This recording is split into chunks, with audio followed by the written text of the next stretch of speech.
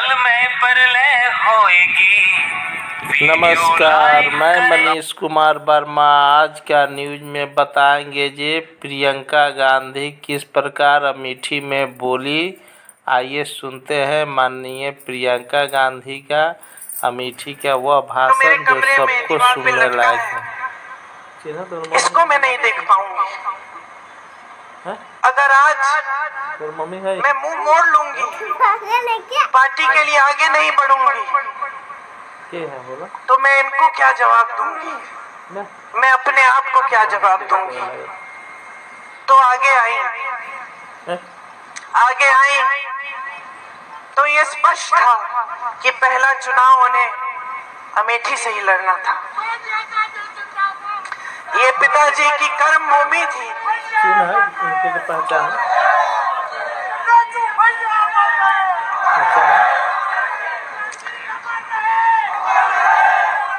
सच बताओ तो जब ये तय हुआ कि वो चुनाव लड़ेंगी अमेठी से, तो एक शाम को उन्होंने मुझसे कहा, प्रियंका कैसे करूंगी, मैं तो कभी चुनाव लड़ी नहीं हूं।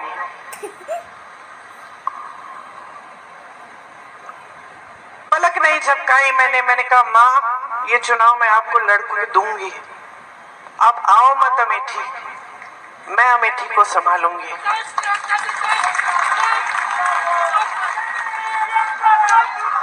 और मैं आपको बताऊं मैंने ये क्यों कहा, क्योंकि मैंने आपको बताया कि जब मेरे पिताजी शहीद हुए तो मैं नाराज थी, दुखी थी। मुझे ऐसा लगता था कि कोई मेरा दुख नहीं समझ सकता। लेकिन फिर कुछ हुआ। उनके अंतिम संस्कारों के बाद हम अस्थि विसर्जन के लिए इलाहाबाद आए, ट्रेन से आए। वो ट्रेन यहाँ अमेठी और रायबरेली। बोले देखो तुम्हारी मम्मी ना, मम्मी नहीं नानी है, नानी लेखा लगता है से गुजरी। प्रियंका गांधी मैं बहुत दुखी थी, ट्रेन में बैठी थी, रात हो गई थी। ट्रेन यहाँ के स्टेशन पे रुकी। मुझे आज तक वो क्षण याद है।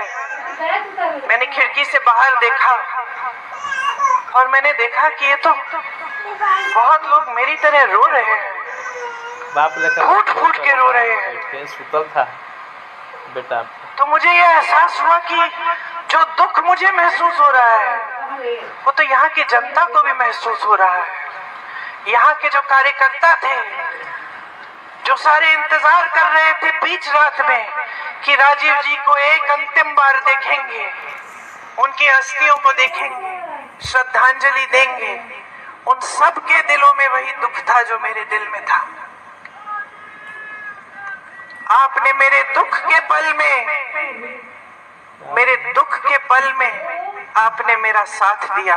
मैं समझी कि मैं अकेली नहीं हूँ इस दुनिया में, मम्मी के गोदी में अपना कि सिर्फ मुझे दुख नहीं हो रहा है, मेरे परिवार को दुख नहीं हो रहा है, सिर्फ मेरी माँ टूटी नहीं है, मेरे भाई नहीं टूटे हैं।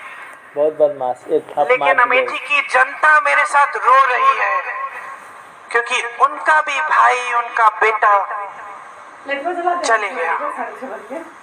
इसीलिए जब माँ ने कहा कि अमेठी से चुनाव लड़ेंगी, तो बगैर हिचकिचाए मैंने कहा मैं लड़वाऊंगी, क्योंकि मैं जानती थी कि जब मैं यहाँ चुनाव लड़वाने आऊंगी तो मैं अपने परिवार के बीच आऊंगी। कौन औरत है? तुम्हारी माँ है, तुम्हारी नानी। आप सब कांग्रेस के कार्यकर्ता हैं, आप में से बहुत चेहरे में पहचानते हूँ। बुक्की जी बैठे हैं। छोटे बड़े खबर देखने और सुनने के लिए देखते रहिए एमएसजेपी न्यूज। सत्य, संघर्ष और अपना ज्ञान बढ़ाने के लिए एमएसजेपी न्यूज एक बार अवश्य देखें। अपना राय कमेंट बॉक्स पर अवश्य भेजें। जय हिंद, भारत माता की जय।